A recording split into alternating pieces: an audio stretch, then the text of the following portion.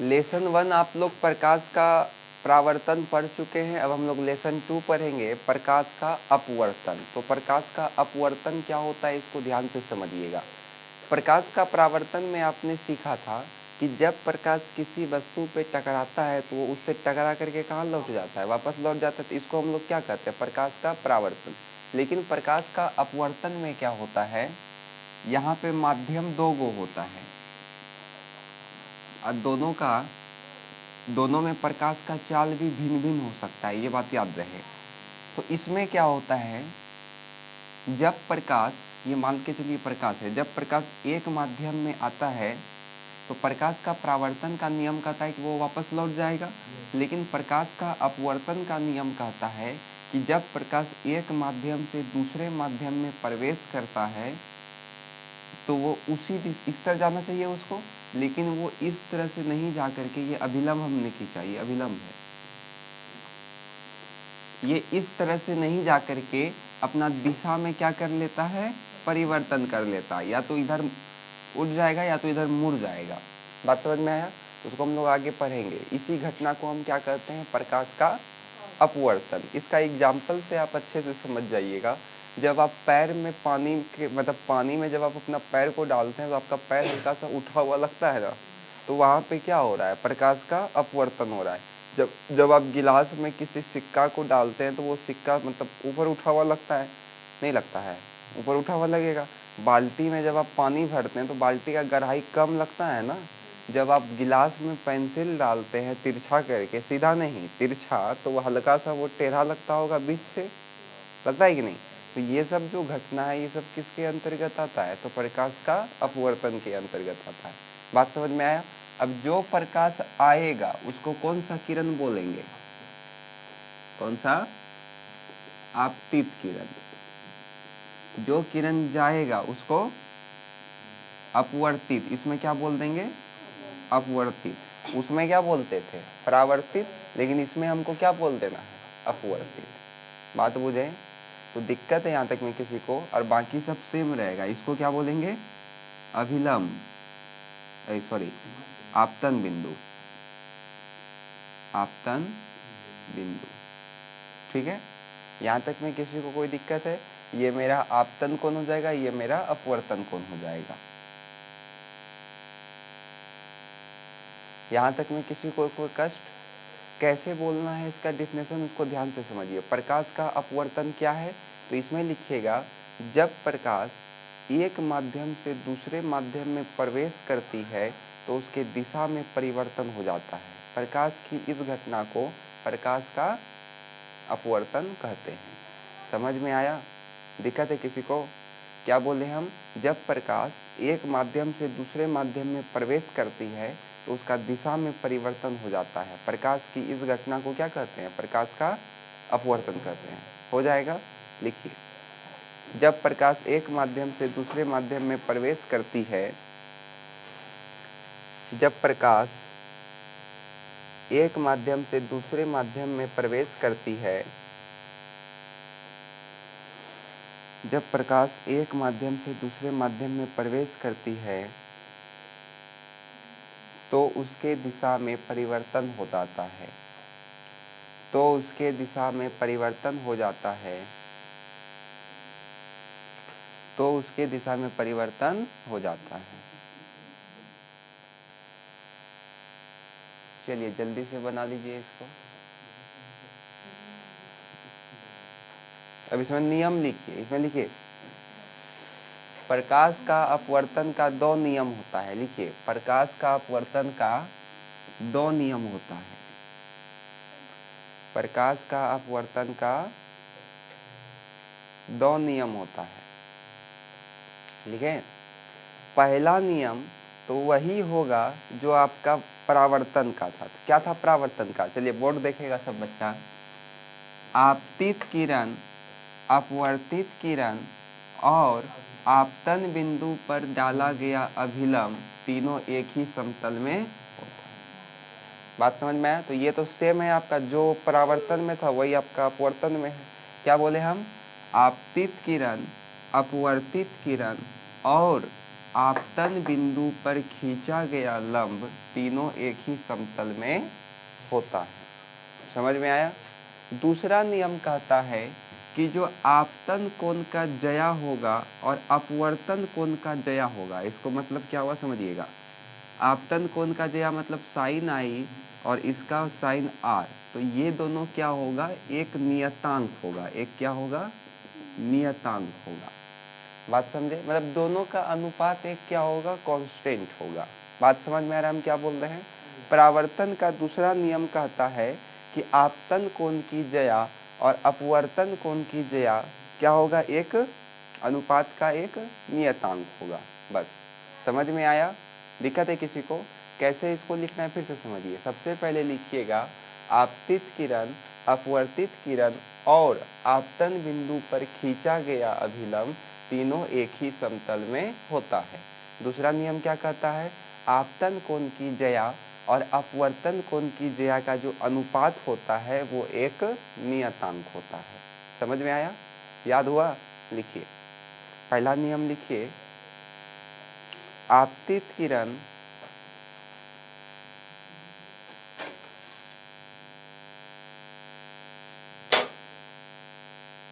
आपतित किरण कोमा अपवर्तित किरण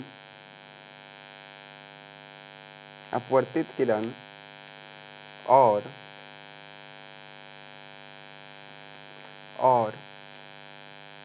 आपतन बिंदु पर खींचा गया अभिलंब तीनों एक ही समतल में होता है। आपतन बिंदु पर खींचा गया अभिलंब तीनों एक ही समतल में होता है।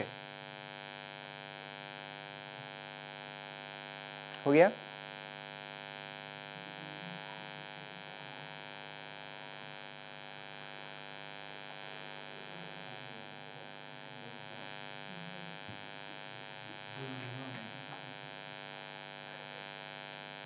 अब देखिए आपतित किरण किसे कहेंगे,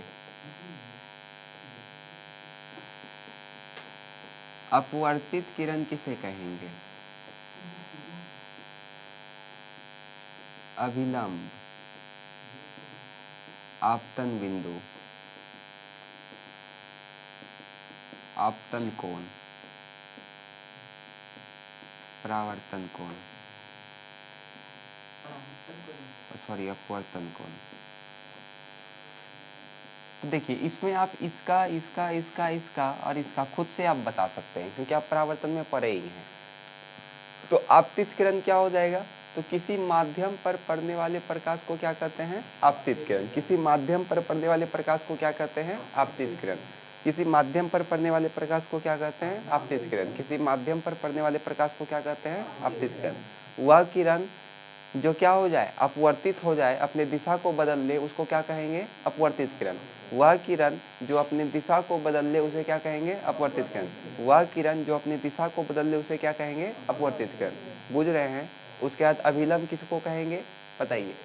आपतन बिंदु पर खींचा गया लंब क्या कहलाता है, अभिलंब। आपतन बिंदु पर खींचा गया लंब क्या कहलाता है, अभिलंब। आपतन बिंदु पर खींचा गया लंब अभिलंब कहलाता है। आपतन बिंदु किसको कहेंगे, तो आपतित किरण और अभिलंब के मध्य बिंदु को हम लोग क्या कहते हैं, आपतित किरण। या फिर सिंपल आपतित किरण जिस बिंदु पर आके मिलेगा उसको क्या कहेंगे, आपतन बिंदु। ये तो पिछले क्लास में आप कर चुके हैं, तो जिसका जिसका पिछले क्लास में थोड़ा डिफरेंस है डिफिनेशन, तो उसको हम लिखवा देंगे। बाकी पिछले क्लास से आप लोग कर लीजिएगा ना, सेम रहेगा। हालांकि ये पूछता नहीं है एग्जाम में, याद ये नहीं पूछेगा आपसे कि बताइए आपतित किरण क्या होता है, लेकिन अपना जानकारी के लिए पता रहना चाहिए। क्योंकि कोई कोई आपको नीचा दिखाने के लिए पूछेगा यहीं से कि बताओ आपतित किरण किसे कहते हैं, तो आप पूछिएगा बताओ ओ जोर ओ क्या होता है, ओ जोर ए क्या होता है, ओ जोर हर्षई क्या होता है। बात समझ में हम क्या बोल रहे हैं? बहुत बच्चे आपको नीचा दिखाने के लिए पूछेगा, ये नहीं पूछेगा बताओ प्रकाश का परावर्तन किसे कहते हैं, प्रकाश का अपवर्तन किसे कहेंगे। उसे ये पूछेगा कि आपतित किरण किसे कहते हैं, आपतन बिंदु किसे कहते हैं, आपतन कोण किसे कहते हैं, ये पूछेगा। तो आप पहले जवाब दे दीजिएगा। उसके बाद अगर वो भी 10th का या बड़ा भी होगा आपसे, तो उससे पूछेगा बताइए भैया ये दीदी ओ जोर हर्षई क्या होता है, वो जो रे क्या होता है, इतना समय आता है आपको, जाइए वो वहाँ पढ़िए जा करके। आप लोग को तो याद है ना, बात समझ में आ रहा है ना। कोई आपको नीचा दिखाने का प्रयास करे, वो एक बार नीचा दिखाए, आप 10 बार उसको नीचा दिखाइए, उसके बाद आपको देखिए को मुंह घुमा लेगा ऐसे बाद में। तो इसमें किसी को कोई दिक्कत है? एक बार फटाफट डिफिनेशन इसका सीख लीजिए। आपतित किरण किसे कहेंगे? तो किसी माध्यम पर पड़ने वाले प्रकाश को आपतित किरण कहेंगे। किसी माध्यम पर पड़ने वाले प्रकाश को आपतित किरण कहेंगे। अपवर्तित किरण किसे कहेंगे? तो जो अपना दिशा में परिवर्तन कर लेता है उसे क्या कहेंगे? अपवर्तित किरण कहेंगे। अभिलंब किसे कहेंगे? आप ही लोग बताइए। हाँ, आपतन बिंदु पर खींचा गया लंब क्या कहलाता है? अभिलंब कहलाता है। आपतन बिंदु किसको कहेंगे? तो आपतित किरण जिस बिंदु पर मिलता है उसको क्या कहते हैं? अभिलंब कहते हैं। अब चलिए, अब बताइए आपतन कोण हमको बताने का जरूरत है, क्या होगा इसका डिफिनेशन? हाँ, आपतित किरण और अभिलंब के बीच का कोण को क्या कहते हैं? आपतन कोण। उसी प्रकार से अपवर्तित कोण का क्या हो जाएगा? अपवर्तित किरण और अभिलंब के बीच का कोण को क्या कहते हैं? अपवर्तन कोण। आया समझ में? खुद से लिख लीजिएगा कि लिखाना पड़ेगा हमको? लिख लीजिएगा ना। चलिए, तो इसको छोड़ देते हैं, खाली इसको आप लिख लीजिए, इसी से लिख लीजिए, मिटा देते हैं आप जो बनाए घर में, लेकिन लिख लीजिएगा डिफिनेशन।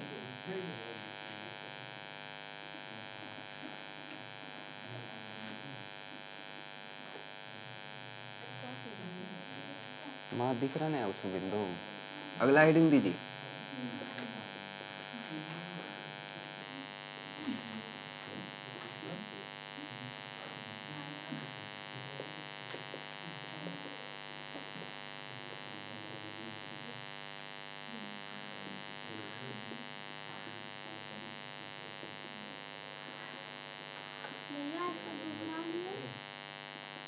दूसरा नियम नहीं लिखा है, दूसरा नियम नहीं लिखा है, पहला लिखा दिए हैं, लिखिए दूसरा। आपतन कोण की जया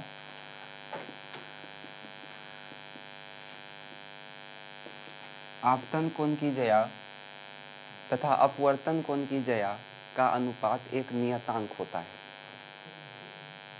उसका इसको लिख दीजिए, साइन आई बटे साइन आर बराबर एक नियतांक।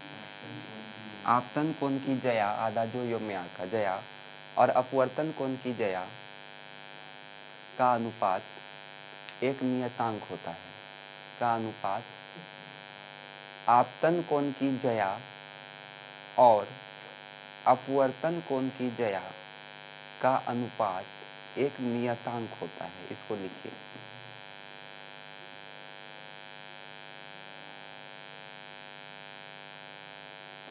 चलिए लिखिए।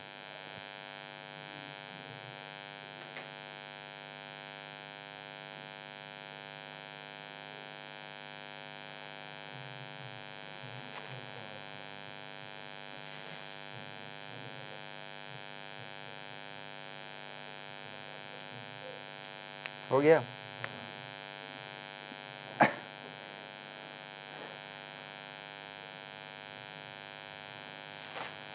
चलिए देखिए, प्रकाश का चाल क्या होता है। तो आपको पता है कि प्रकाश विभिन्न माध्यम में इसका चाल भी क्या होता है, अलग अलग होता है। जैसे आप लोग को का ही एग्जाम्पल लीजिए, आपको अगर हम बोलेंगे आप खाली मैदान में दौड़िए, एकदम खाली मैदान, हवा हुआ नहीं चल रहा है, आप खाली मैदान में दौड़िए, तो खाली मैदान में हो सकता है 1 घंटा में 10 किलोमीटर दौड़ जाइए, या आधा घंटा में आप 10 किलोमीटर दौड़ जाइए, 5 किलोमीटर दौड़ जाइए। चलिए 5 किलोमीटर रखते हैं। 1 घंटा में आपने 5 किलोमीटर, आधा घंटा में आपने 5 किलोमीटर दौड़ लिया खाली मैदान में, हवा हुआ नहीं चल रहा ज़्यादा तेज, नॉर्मल हवा चल रहा है, आधा घंटा में आपने 5 किलोमीटर दौड़ लिया। लेकिन वहीं पे आपको हम बोलेंगे जा करके आप नदी में दौड़िए, नदी में पानी है इतना, कम से कम गल्ला भर दौड़िए वहाँ। तो वहाँ पे आधा घंटा में आप मुश्किल से 5 किलोमीटर दौड़ पाइएगा क्या? नहीं, कम होगा या ज़्यादा दौड़ेगा? कम हो जाएगा, क्योंकि वो प्रेशर लगा रहा है आप पे। तो मान के चलिए आप पानी में 3 किलोमीटर दौड़ पाए, आधा किलोमीटर या 4 किलोमीटर दौड़ पाए। बात समझ में आ रहा है? उसके बाद हम आपको बोलेंगे एकदम खूब तेज हवा चल रहा है, बहुत ज़्यादा तेज हवा चल रहा है, आप उसी विपरीत दिशा में आप दौड़ी, हवा चल रहा है पूरब इधर, आप दौड़िए पश्चिम इधर, उसका मुँह करके। तो बोलिए उस समय तो आप मुश्किल से आधा घंटा में 2-3 किलोमीटर दौड़ पाइएगा। आप तो वही हैं, आपका एनर्जी भी वही है, लेकिन आपका चाल क्या हो गया है, बदल गया है। बात समझ में है? विभिन्न माध्यम में आपका चाल क्या हो गया, बदल गया। उसी प्रकार से जो प्रकाश होता है उसका भी विभिन्न माध्यम में चाल क्या हो जाता है, बदल जाता है। जैसे अगर निर्यात है, खाली है, वायु है, उसमें जो प्रकाश का चाल होता है वो कितना होता है? 3 लाख किलोमीटर प्रति सेकेंड। प्रति सेकेंड, 1 सेकेंड में 3 लाख किलोमीटर ये पहुंच जाएगा। 1 सेकेंड में 3 लाख किलोमीटर प्रति सेकेंड। अब आप सोचिए कि सूरज का रोशनी को पृथ्वी तक आने में लगभग 8 मिनट का समय लग जाता है। तो आप सोचिए कि कितना दूर है सूरज हम लोग से, कि उसका लाइट आते आते 8 मिनट लग जाता है लगभग। बात समझ में आया? उसी प्रकार से जल में इसका कितना चाल होता है? 2,25,000 किलोमीटर प्रति सेकेंड। उसके बाद कांच में इसका कितना चाल होता है? तो 2 लाख किलोमीटर प्रति सेकेंड। बात समझ में आया? अब देखिए यहाँ पे 2 टर्म आएगा आगे से, एक विरल एक सघन। अब ये विरल सघन क्या होता है? तो जिसमें चाल ज़्यादा होगा उसको क्या बोलेंगे? विरल। जिसमें चाल कम होगा उसको क्या बोलेंगे? सघन। विरल मतलब ज़्यादा, सघन मतलब कम। जैसे हम आपसे पूछेंगे कि वायु और कांच का तुलना में कौन सघन है, कौन विरल है? बताइए। वायु और कांच की अपेक्षा में कौन सघन है और कौन विरल है? वायु विरल है क्योंकि वायु में चाल ज़्यादा होगा, और ये सघन है। बात समझ में आ रहा है? लेकिन अगर हम मान के चलिए यहाँ पे लिख देते हैं जल, तो अब बताइए कौन सघन है? जल सघन है क्योंकि जल का प्रकाश का चाल ज़्यादा है कांच से। बात समझ में आ रहा है ना? लेकिन अगर हम मान के चलिए आपसे पूछेंगे बताइए सबसे ज़्यादा सघन कौन होगा, तो जल होगा। सघन कांच में कम होता है ना। बोलिए, बात समझ में आया? दिक्कत है यहाँ तक में किसी को? तो प्रकाश का चाल में क्या लिखिएगा? तो प्रकाश का चाल विभिन्न माध्यमों में अलग अलग होता है। निर्वात में यानी कि वायु में प्रकाश का चाल 3 लाख किलोमीटर प्रति सेकेंड होता है। कांच में इसका चाल 2 लाख, और जल में इसका चाल कितना होता है? 2.5 लाख होता है, 2,25,000 होता है। बात समझ में आया? 1.25 लाख। चलिए लिखिए।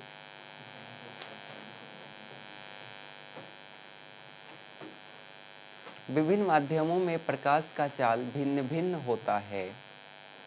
विभिन्न माध्यमों में प्रकाश का चाल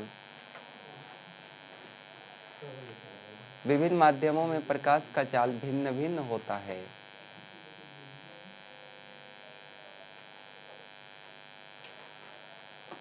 जैसे निर्वात में प्रकाश का चाल 3 लाख किलोमीटर प्रति सेकेंड।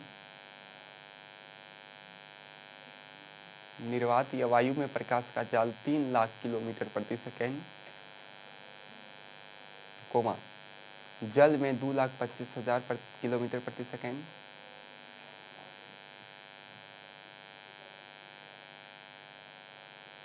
जल में 2,25,000 किलोमीटर प्रति सेकेंड तथा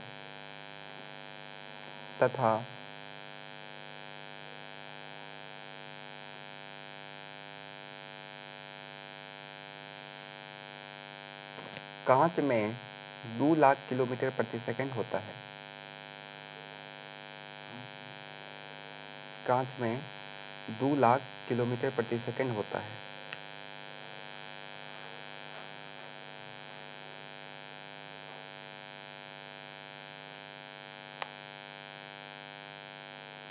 हो गया?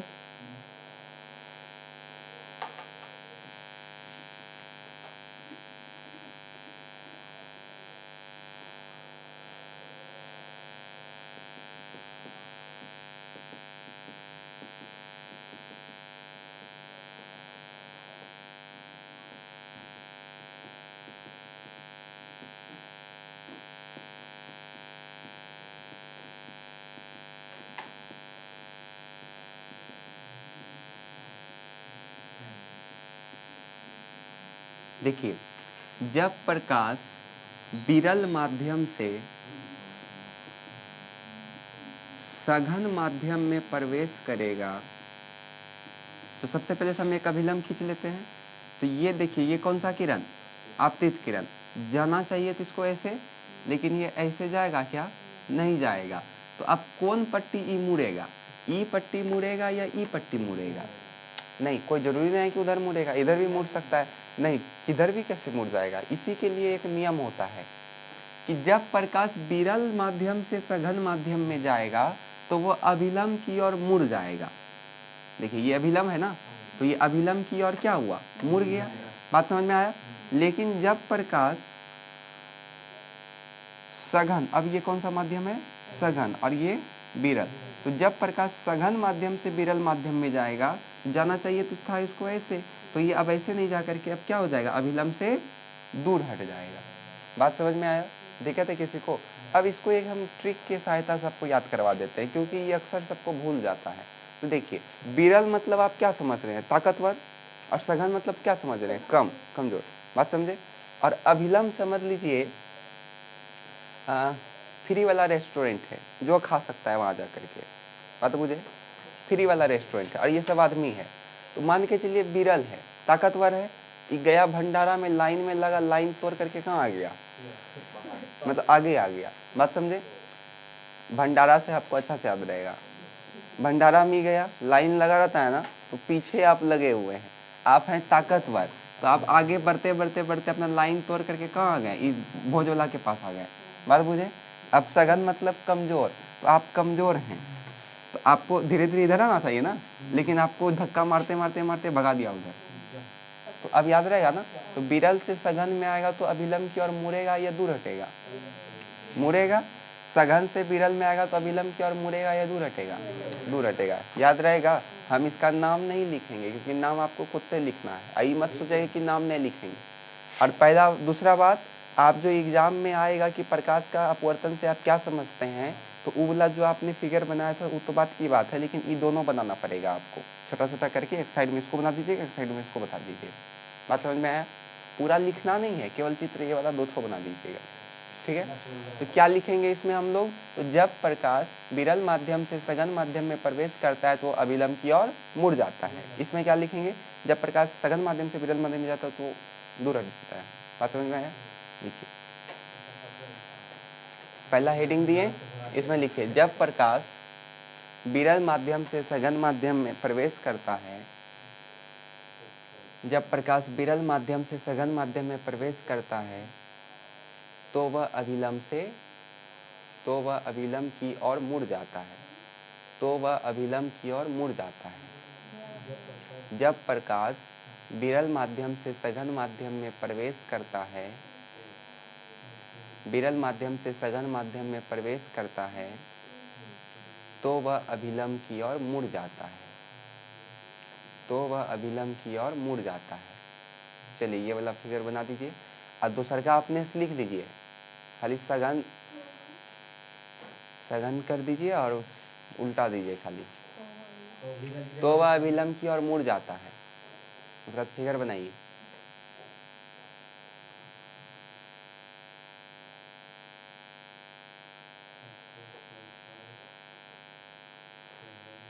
छोटा बनाइए, कितना बड़का बड़का बनाते हैं आप लोग, वो बहुत बड़ा हो गया। पता चलेगा वहाँ एक पेज का, जैसे एक वो बच्चा 12th में था, एग्जाम में उसको दिए मोहनजोदड़ो का सड़क व्यवस्था लिखो, वो पूरा एक पेज में ऐसे खाली इस प्रकार से सड़क बना दिया। नमूना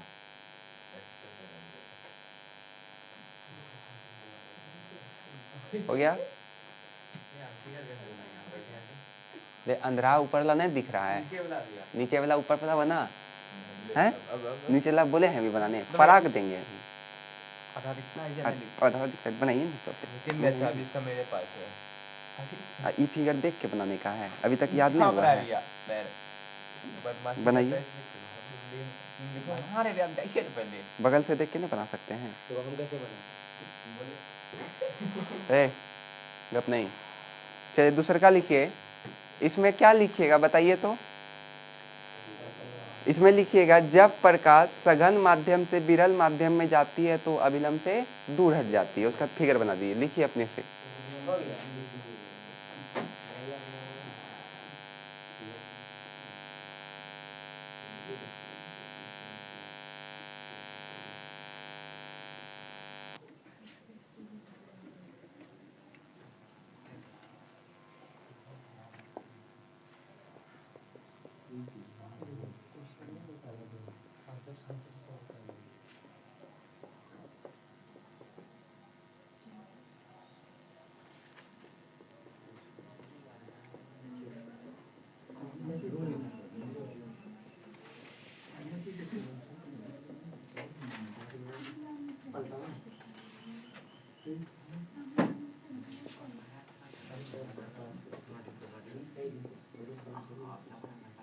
जल्दी बनाइए। और जिसका हो जाए उसको ये लिखिए, ये जो हम लिख रहे हैं।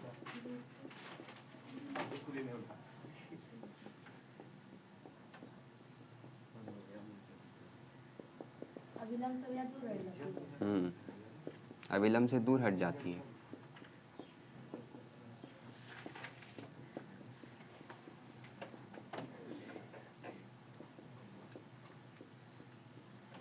इसको लिखिए फटाफट।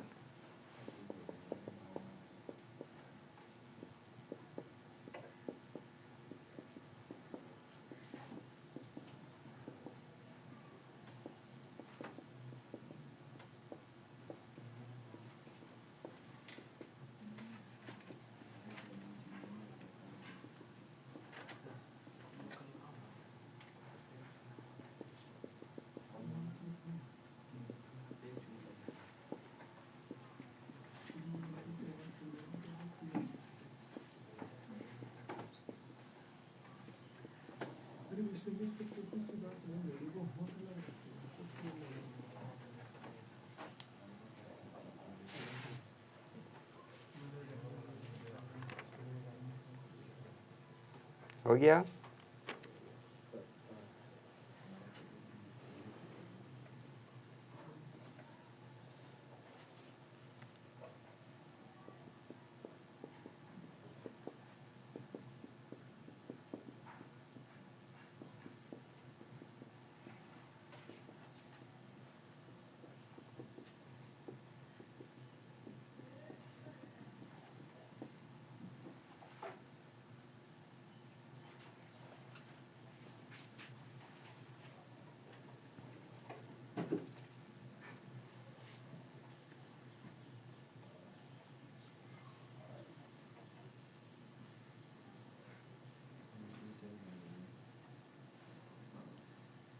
क्या हुआ?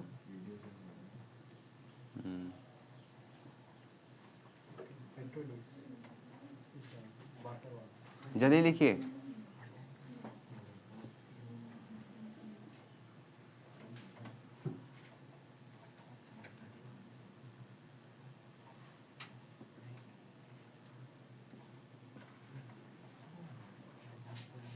चलिए समझिए अब, ये पानी, ये ऊपर क्या है मेरा? वायु। तो वायु कौन सा माध्यम? विरल। और ये क्या है मेरा? जल। जल कौन सा माध्यम? सघन। बात समझ में आया? हम एगो बताएंगे आपको, आपसे सारा बन जाएगा, इसलिए बताएंगे एक को, और बाकी सारा आप खुद से भी बैठ के लिखिएगा। तो सबसे पहले हम एक सिक्का वाला देख लेते हैं, समझिएगा। आप जब किसी बाल्टी, पानी से भरा बाल्टी या गिलास में सिक्का को डालिएगा तो वो हल्का सा ऊपर उठा हुआ प्रतीत होता है। ऐसा इसलिए होता है क्योंकि यहाँ पे क्या हो रहा है? प्रकाश का अपवर्तन हो रहा है। तो क्यों होता है, इसको किस प्रकार से लिखेंगे हम? 2 नंबर में आता है, ये पूछ देगा। या तो पूछ देगा कि हमारे दैनिक जीवन में दुठो उपयोग बताइए अपवर्तन का, तो लिख दीजिएगा। या तो पूछ देगा कि पानी में रखा हुआ सिक्का कुछ ऊपर हुआ प्रतीत क्यों होता है, बताइए, कारण बताइए। तो डिटेल में भी पूछ सकता है, शॉर्ट में पूछेगा तो इसको लिख लीजिएगा, डिटेल में पूछेगा तो इसको लिखिएगा। कैसे लिखना है ध्यान से समझिए, अभी खुद से लिखना है आपको। सबसे पहले लिखिएगा, जब पहले जैसे लिखना है, पानी में रखा सिक्का का कुछ ऊपर उठा हुआ प्रतीत होना प्रकाश के अपवर्तन के कारण होता है। क्या बोले हम? पानी में रखा सिक्का का कुछ ऊपर उठा हुआ का प्रतीत होना प्रकाश के अपवर्तन के कारण प्रतीत होता है। समझ में आया? अब पैराग्राफ चेंज। जब हम पानी में रखा सिक्का को, जब हम पानी में रखा सिक्का को देख रहे होते हैं, जब हम पानी में रखा सिक्का को देख रहे होते हैं, तो इसका मतलब होता है कि सिक्का से प्रकाश निकल करके कहाँ आ रहा है? हमारी आंखों तक आ रहा है। हम क्या बोल रहे हैं, समझ रहा है? क्योंकि सिक्के से ना प्रकाश निकल रहा है। समझ में आ रहा है हम क्या बोल रहे हैं? सिक्का कहीं से प्रकाश लिया और फिर वो प्रकाश को निकाला। तो यहाँ पे हो क्या रहा है? प्रकाश कहाँ से कहाँ जा रहा है? सघन माध्यम से विरल में जा रहा है। और आपको पता है कि जो जल है वो वायु की अपेक्षा प्रकाशतः क्या है? सघन माध्यम है। इसलिए ये हल्का सा हमको क्या लगता है? ऊपर उठा हुआ प्रतीत होता है। ओवरऑल समझ में आया? डिफिनेशन ओवरऑल समझ में आया? अभी हम बता देते हैं डिटेल से। ओवरऑल समझ में आया ना? चलिए समझिए। बोलना कैसे उसको समझिए। पानी में रखा सिक्का का कुछ ऊपर उठा हुआ प्रतीत होना प्रकाश के अपवर्तन के कारण होता है। ठीक है, यहाँ तक में। फिर इसमें लिखिएगा, जब हम पानी में रखे सिक्के को देख रहे होते हैं तो इसका मतलब होता है कि सिक्का से प्रकाश कहाँ आ रहा होता है? सिक्का से प्रकाश हमारी आंखों तक आ रहा होता है। बात समझ में आया? सिक्का से प्रकाश हमारी आंखों तक आ रहा होता है। सिक्का से प्रकाश हमारी कहाँ तक आ रहा होता है? आंखों तक आ रहा होता है। ठीक है, यहाँ तक में। चूंकि अर्थात या फिर अर्थात जल से प्रकाश कहाँ आ रहा है? वायु में आ रहा है। चूंकि जल जो है वायु की अपेक्षा में प्रकाशतः क्या है? सघन माध्यम है। प्रकाशतः सघन माध्यम है, इसलिए पानी में रखा सिक्का कुछ हद तक ऊपर उठा हुआ प्रतीत होता है। आया समझ में? एक बार फिर से समझिए। पानी में रखा हुआ सिक्का कुछ हद तक ऊपर उठा प्रतीत होना प्रकाश के अपवर्तन के कारण होता है। ठीक है, यहाँ तक में। जब हम पानी में रखे सिक्के को देख रहे होते हैं तो इसका मतलब होता है कि सिक्का से प्रकाश हमारी आंखों तक पहुंच रहा होता है। अर्थात पानी से प्रकाश पानी यानी कि जल से प्रकाश कहाँ आ रहा है? वायु में आ रहा है। चूंकि जल वायु की अपेक्षा प्रकाशतः सघन माध्यम है, इसलिए वो अभिलंब से क्या हो जाता है? दूर हट जाता है, जिस कारण से हमें सिक्का थोड़ा सा ऊपर उठा हुआ प्रतीत होता है। आया समझ में? अब जैसे सिक्का को हटा करके हम पेंसिल कर देंगे तो जहां जहां सिक्का है वहां किसको लगा दीजिएगा? पेंसिल को। पेंसिल को हटा करके हम पैर कर देंगे तो जहां जहां पैर पेंसिल लगा उसको हटा करके क्या कर दीजिएगा? पैर कर दीजिएगा। बात सो बुझ रहे हैं कि नहीं समझ में आ रहा है? जहां जहां गहराई दे देंगे, बाल्टी का गहराई, तो पेंसिल सिक्का फिक्का को हटा करके किसको डाल दीजिएगा? गहराई को डाल दीजिएगा। नहीं लिख पाइएगा तो एक ठो लिखा देंगे, सारा नहीं लिख पाइएगा। तो एक बार फिर से सुन लीजिए। पानी कौन सा बता दे? यही बता दे, कुछ और बताएं? वही देखिए तब। पानी में रखा सिक्का का कुछ ऊपर उठा हुआ प्रतीत होना प्रकाश के अपवर्तन के कारण होता है। ठीक है, यहाँ तक में। जब हम पानी में रखा सिक्का को देख रहे होते हैं तो इसका मतलब होता है कि सिक्के से प्रकाश हमारी आंखों तक पहुंच रहा होता है। ठीक है, अर्थात प्रकाश जो है वो जल से कहाँ आ रहा है? वायु में आ रहा है। चूंकि जल वायु की अपेक्षा प्रकाशतः क्या है? सघन माध्यम है, इसलिए प्रकाश अभिलंब से दूर हट जाता है, जिस कारण से हमको सिक्का कुछ हद तक ऊपर उठा प्रतीत होता है। हाँ, वहाँ चेंज कर देना है। आया समझ में कि नहीं आया? हम एगो लिखवा देते हैं, बाकी एगो अभी आप लोग खुद से लिख के दिखाइएगा। लिखिए, पानी में रखा सिक्का का कुछ ऊपर उठा प्रतीत होना प्रकाश के अपवर्तन के कारण होता है। पानी में रखा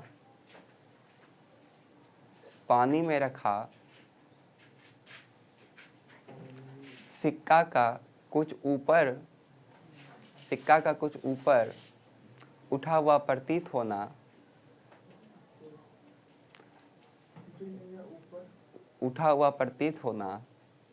प्रकाश के अपवर्तन के कारण होता है। प्रकाश के अपवर्तन के कारण होता है। प्रकाश के अपवर्तन के कारण होता है। लिखे, प्रकाश के अपवर्तन के कारण होता है। जब हम पानी में रखा सिक्का को देख रहे होते हैं, जब हम पानी में रखा सिक्का को देख रहे होते हैं, जब हम पानी में रखा सिक्का को देख रहे होते हैं तो इसका मतलब होता है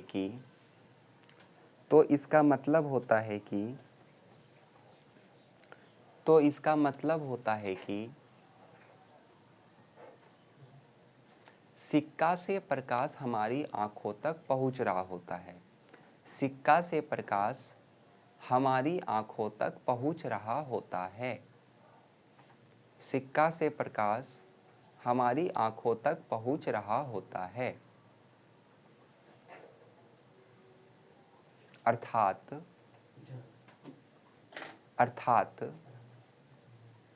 जल से, अर्थात ऐसे लिखिए, अर्थात प्रकाश जल से वायु में प्रवेश करता है।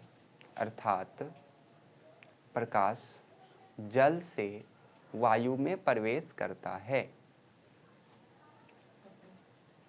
अर्थात प्रकाश जल से वायु में प्रवेश करता है। चूँकि जल वायु की अपेक्षा प्रकाशतः सघन माध्यम है। वायु की अपेक्षा प्रकाशतः सघन माध्यम होता है। चूँकि जल वायु की अपेक्षा प्रकाशतः सघन माध्यम होता है, इसलिए वह अभिलंब से दूर हट जाता है। वह अभिलंब से दूर हट जाता है। अर्थात प्रकाश जल से वायु में प्रवेश करता है। अर्थात प्रकाश जल से वायु में प्रवेश करता है। अभी और लिखाना है उसमें। चूँकि जल वायु की अपेक्षा प्रकाशतः सघन माध्यम है, इसलिए वो अभिलंब से दूर हट जाता है। जिस कारण पानी में रखा सिक्का, लिखिए, जिस कारण पानी में रखा सिक्का कुछ ऊपर उठा हुआ प्रतीत होता है। जिस कारण पानी में रखा सिक्का कुछ ऊपर प्रतीत होता है। हो गया। आपके एग्जाम में जो पूछता है, एक ये पूछ लेगा जिसमें हम गोल कर दिए हैं, और एक ये पूछ लेगा, और एक ये पूछ लेगा। है उठा हुआ प्रतीत होता है। फिगर बनाइए। हम सबका फिगर बना देते हैं, ठीक है? आप लोग लिख लीजिएगा। इसका तो सिक्का वाला तो हो ही गया ना, इसका तो यहाँ हो ही गया।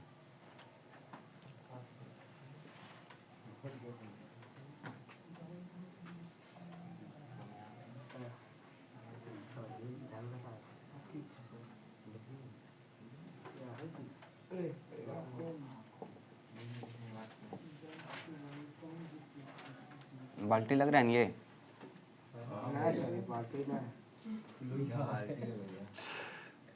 क्या बनाया? बाल्टी का गहराई कम होना, इसके नीचे लिख लीजिए, बाल्टी का गहराई कम प्रतीत होना। हाँ, इसको लिख देते हैं। सिक्का का कुछ ऊपर उठा हुआ प्रतीत होना। बना लीजिए इसको। ये वाला अभी लिखिए तो अपने से, बाल्टी का गहराई वाला। ये पेंसिल वाला कैसे बनाइएगा? पेंसिल वाला बनाना सब हाथे से है, टंगरी से क्या बनाता है?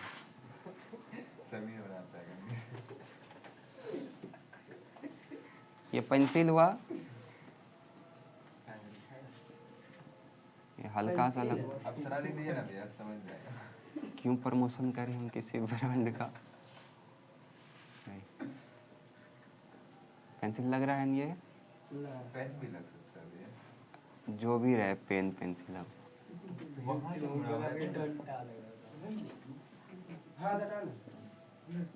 पेंसिल का कुछ मुड़ा हुआ प्रतीत होना।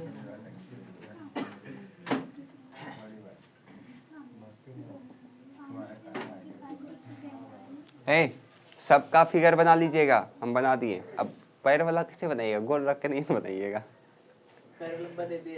हाँ, फिर भी बना दीजिएगा। गोल ऐसे फिगर बनाए सर, 4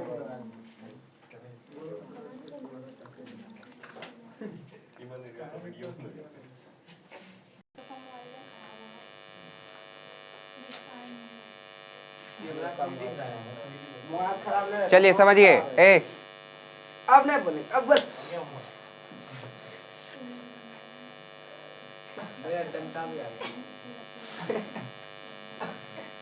पार्श्विक विस्थापन किसको कहेंगे? तो ध्यान से समझिएगा। ये मेरा कांच है, क्या है? ऊपर मेरा क्या है? वायु। नीचे मेरा क्या है? वायु। तो आपको पता है कि जब प्रकाश विरल माध्यम से सघन माध्यम में प्रवेश करता है तो वह अभिलंब की ओर मुड़ता है, यही ना? तो वह अभिलंब की ओर क्या हो जाएगा? मुड़ जाएगा। बात समझ में आ रहा है? यहाँ तक में दिक्कत है किसी को? घपियाइएगा तो पीछे जा करके बैठ जाइए, बता देते हैं, तो ढूंढ देंगे पकड़ के। तो ये प्रकाश आपतित किरण और ये कौन सा हो गया? अपवर्तित किरण। अब ध्यान से समझिएगा इसको, और हम पीछे और आगे ले जा रहे हैं। देखिए अब यहाँ पे अभिलंब दे दिए, जाना चाहिए तो था इसको ऐसे, लेकिन ये अब ऐसे नहीं जा करके, क्योंकि अब ये कहाँ से कहाँ निकल रहा है बताइए? सघन से विरल में निकल रहा है, क्योंकि कांच से वायु में आ रहा है। तो कांच मेरा क्या है? सघन है वायु की अपेक्षा। तो अब ये अभिलंब की ओर मुड़ेगा या दूर हटेगा? अरे चोट्टा, सघन से विरल में आ रहा है तो दूर हटेगा ना? हट गया दूर। बात समझ में आया? तो अब यहीं पे जो आपतित किरण था और जो निर्गत किरण था, निर्गत किरण मतलब जो दोबारा होकर के निकला, उसी का जो बीच का दूरी होता है उसको हम लोग क्या बोलते हैं? पार्श्विक विस्थापन। बोलिए समझ में आया? जितना वो विस्थापित किया प्रवेश करने के पश्चात, उसी को हम लोग कहते हैं पार्श्विक विस्थापन। अब समझ में आया? दो किरण जो निकला वहां से और वो जो विस्थापित किया अपने पथ से, उसी को हम लोग क्या कहेंगे? पार्श्विक विस्थापन। बात समझ में आया? एग्जाम में आएगा पार्श्विक विस्थापन से आप क्या समझते हो? तो सिंपल लिखिएगा कि आपतित किरण और निर्गत किरण के बीच का दूरी को क्या कहते हैं? पार्श्विक विस्थापन। इसमें मेन नंबर मिलता है फिगर बनाने पे। बात समझ में आया? क्या लिखिएगा? तो आपतित किरण और निर्गत किरण के बीच का दूरी को क्या कहते हैं? पार्श्विक विस्थापन। समझ में आया? आपतित किरण और निर्गत किरण के बीच का दूरी को क्या कहते हैं? पार्श्विक विस्थापन। हो जाएगा ना? उसके बाद है अपवर्तनांक किसे कहेंगे? तो ये वाला सिंपल है, शून्य में प्रकाश की चाल, मतलब वायु में प्रकाश की चाल और उस माध्यम में प्रकाश की चाल के अनुपात को क्या कहते हैं? अपवर्तनांक कहते हैं। ठीक है? यहाँ तक में शून्य में प्रकाश की चाल और उस माध्यम में प्रकाश की चाल के अनुपात को क्या कहते हैं? अपवर्तनांक कहते हैं। यहाँ पे कुछ हम अपवर्तनांक लिखे हैं, तो इसको आप लोग कॉपी में लिख लीजिएगा। हम आपको सब तो याद करने के लिए नहीं बोलेंगे, लेकिन जिसमें जिसमें हम टिक लगा रहे हैं कम से कम आप उसको याद कर लीजिएगा। बात समझ में आया? हाँ, सब कहाँ दे रहे हैं? कम से कम इतना कर दीजिएगा। बात समझे? पूछेगा आपसे वायु का अपवर्तनांक कितना होता है, तो आप लिखिएगा 1.0003। पूछेगा आपसे जल का अपवर्तनांक कितना होता है, तो 1.33। बात समझे? जैसे निकाल के देखिए, मान के चलिए आपको क्वेश्चन मिलेगा कि जल का अपवर्तनांक ज्ञात करें, तो आपको फॉर्मूला पता है अपवर्तनांक का कि शून्य में प्रकाश की चाल। तो शून्य में प्रकाश का चाल कितना होता है? 3 लाख, ये ना? और उस माध्यम में प्रकाश की चाल, किस माध्यम में आपको ज्ञात करना है? जल में। तो जल में प्रकाश का चाल कितना होता है? 2,25,000। देखिए 1 0 1 0 1 0 1 0 1 0 1 0 खाया, तो ऊपर बचा 300, नीचे बचा 225 को आप कटाइएगा तो 1.33 आ जाएगा। बात समझ में आया? इसको कटाइएगा तो 1.33 आ जाएगा। तो इस प्रकार से अपवर्तनांक निकाला जाता है। समझ में आया? किसी को कोई दिक्कत है? चलिए लिखिए, पार्श्विक विस्थापन में डैश दे करके लिखिए, आपतित किरण और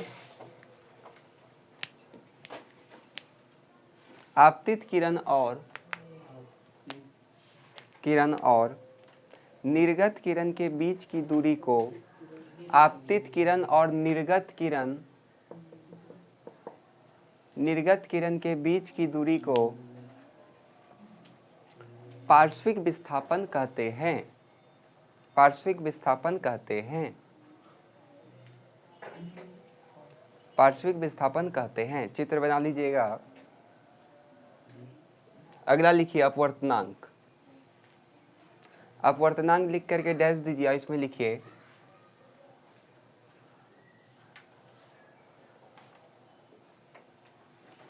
शून्य में प्रकाश की चाल